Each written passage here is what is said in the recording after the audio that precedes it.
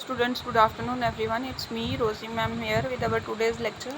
So in our previous lecture we discuss about some common sports injuries, that is कल के lecture में हमने discuss की थी कि कुछ common sport injuries that is contusion, abrasion, laceration और wound.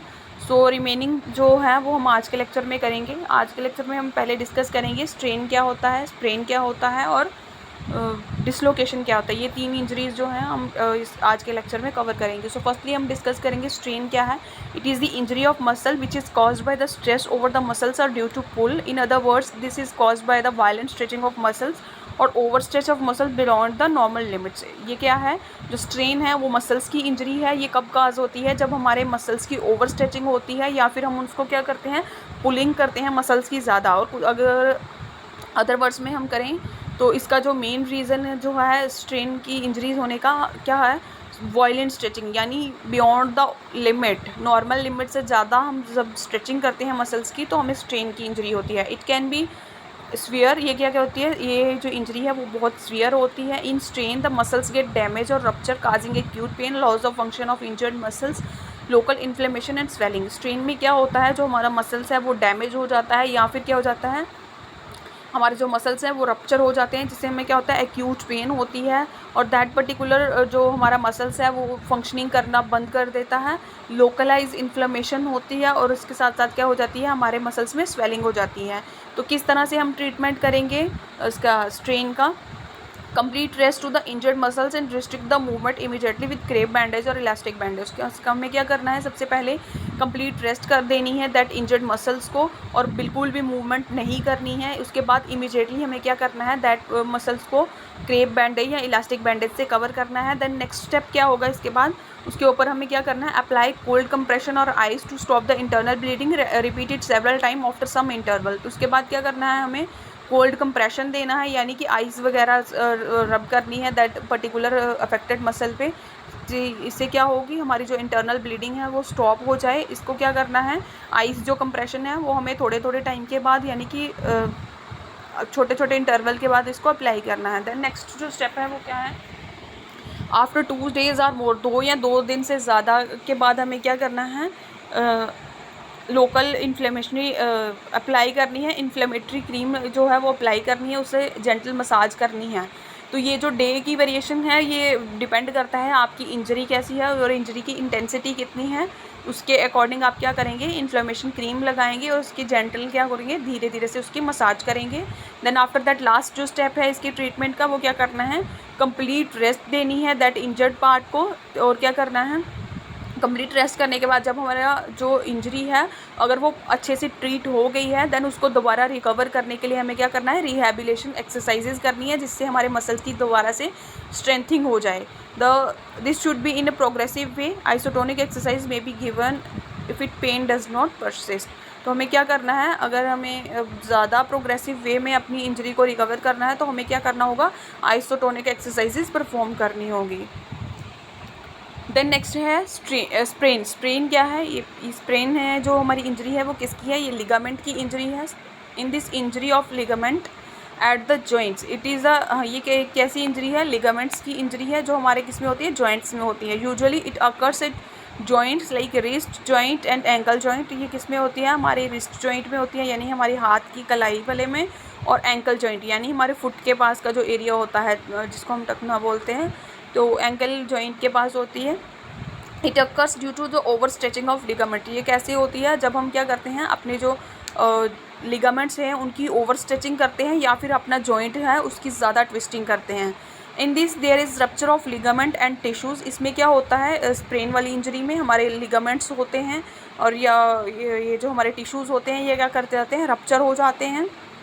In this there sprain is very painful and it restrict the movement of joint. तो स्प्रेन जो है, ये जो इंजरी बहुत पेनफुल होती है, इसमें हमारा जॉइंट जो अफेक्टेड होता है वहाँ पे बहुत पेन होती है और हम क्या करते हैं, हमारी जो मूवमेंट होती है जॉइंट की वो नहीं हो पाती है.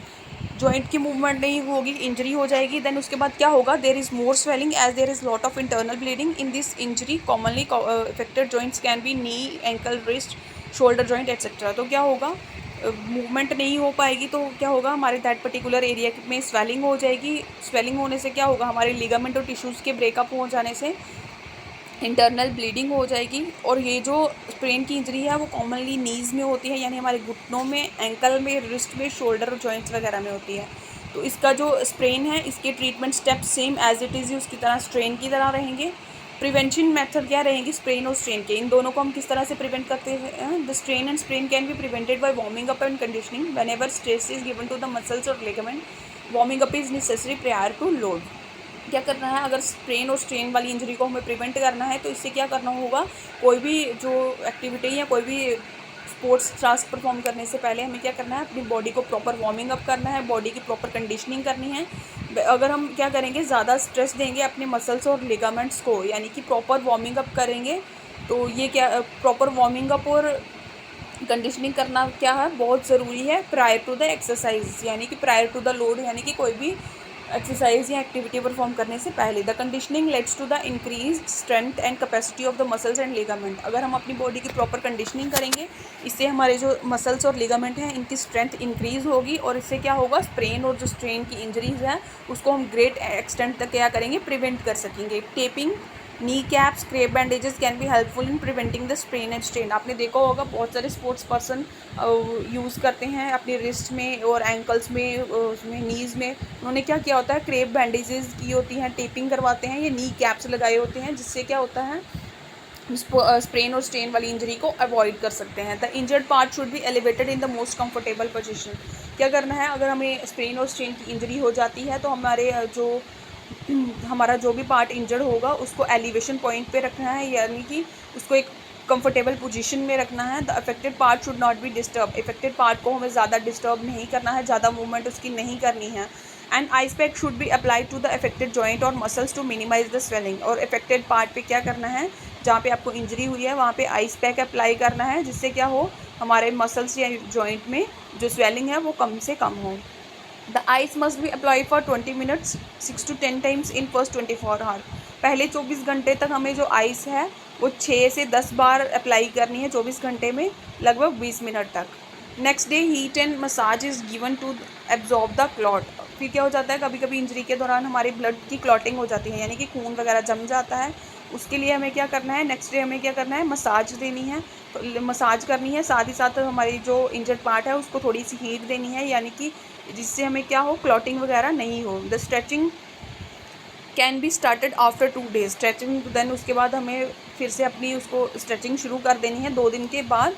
Exercise should be avoid in case of pain and severe injury. अगर आपकी इंजरीज बहुत ज़्यादा है या फिर आपको अभी भी आपकी इंजरी अच्छे से क्योर नहीं हुई है, आपको पेन है, तो हमें क्या करना है, कोई भी एक्सरसाइज जो है उसको अवॉइड करना है। Then your next injury is dislocation. Dislocation क्या है, ये किसकी इंजरी होती है, ये हमारे जॉइंट्स की इंजरी होती है। इसमें क्या होता है, it is an injury of joint in which adjoining bones are displaced from their original position. ये एक इंजरी है जॉइंट्स की, जिसमें हमारी क्या होती है, हमारी जो बोन्स होती हैं, यानी हमारी जो हड्डियाँ होती हैं वो अपनी जगह से थोड़ा सा आगे पीछे हो जाती हैं, यानी डिस्प्लेस कर जाती हैं अपनी ओरिजिनल पोजीशन से। इट में एसोसिएटेड विद स्प्रेन और फ्रैक्चर। ये जो डिसलोकेशन की इंजरी है वो स्प्रेन के साथ और फ्रैक्चर के साथ भी एसोसिएट होती है। Dislocation is mainly cause due to direct और indirect impact on our joint. ये किससे, इसका जो डिसलोकेशन है वो किससे होती है, हमारे जो इसका डायरेक्ट जो इम्पैक्ट है वो किस पे पड़ता है, हमारे जॉइंट के ऊपर पड़ता है।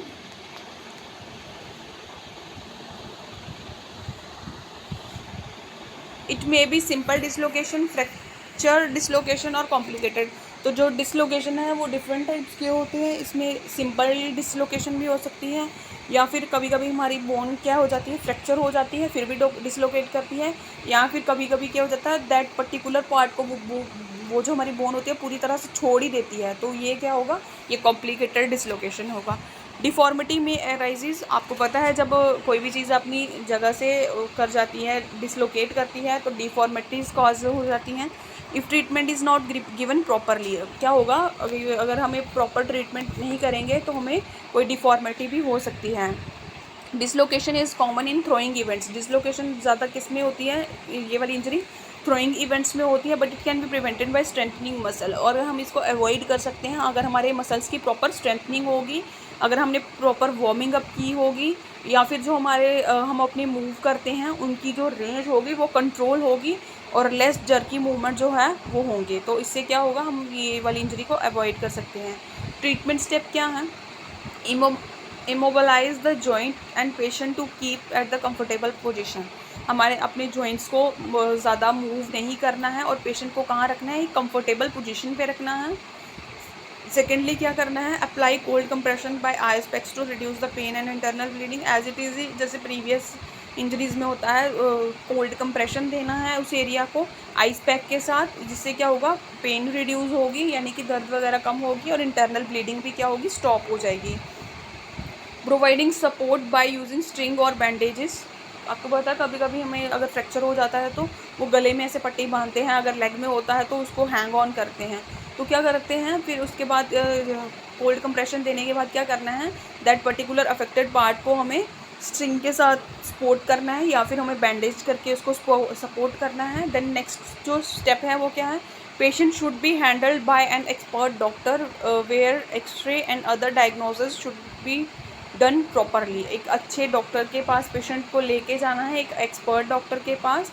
अगर नीड पड़ेगी तो हमें क्या करवाना है, उसका एक्सरे करवा के इंजरी को अच्छे से डायग्नोज करना है ताकि उसको प्रॉपर तरीके से उसका ट्रीटमेंट कर सकें। The expert should manage immobility by applying plaster so as to enable the joint to take its real position. तो एक्सपर्ट जो होते हैं यानी जो डॉक्टर हैं वो क्या करते हैं, दैट पर्टिकुलर इंजर्ड पार्ट को उसको यानी कि उसकी मोबिलिटी को कम करने के लिए, यानी उसको इमोबाइल बनाते हैं, यानी कि उसकी मूवमेंट जो है पार्ट की कम करवाने के लिए वहाँ पे क्या कर रहते हैं, कभी कभी प्लास्टर भी अप्लाई करते हैं, जिससे क्या होता है कि जॉइंट जो है वो अपनी रियल पोजीशन को अडॉप्ट कर ले।